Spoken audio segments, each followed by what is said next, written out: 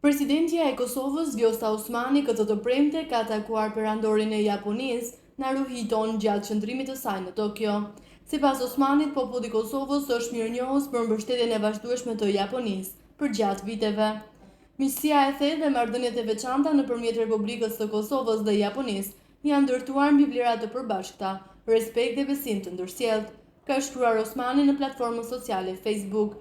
Osmani, e cila po qëndron në një vizitë zyrtare në Japoni, ka potencuar se gjatë një takimi nëpërmjet bizneseve të Kosovës dhe Japonisë, është dëshmuar potenciali për thellimin e bashkëpunimit ekonomik nëpërmjet dy vendeve tona. Jam veçanërisht e lumtur që në këtë vizitë në Japoni jam e shoqëruar nga një delegacion i bizneseve nga sektor të ndryshëm në Kosovë, një dëshmi konkrete e gatishmërisë sonë për partneritet strategjik me Japoninë, ka shkruar ajo në platformën sociale Facebook. Osmani të mërkurën teksa mori pjesë në aktivitetet për shënimin e ditës së Kosovës në ekspozitën botërore Expo 2025 në Osaka, tha se në këtë eveniment u prezantua vizioni strategjik i Kosovës për zhvillime të qëndrueshme, bashkëpunimin ndërkombëtar dhe forcim të partneritetit me shtetet mike.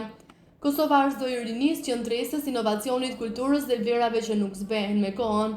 Ky zë u dëgjua sot në zemër të Japonisë, së bashku me një delegacion biznesor nga Kosova, si dhe me përfaqësuesit nga Kosova, e sollën para botës jo vetëm identitetin ton kulturor dhe ekonomik, por dhe vizionin ton strategjik për zhvillim të qëndrueshëm, bashkëpunim ndërkombëtar dhe forcim partneritetesh me shtetet mike, ka thënë Osmani.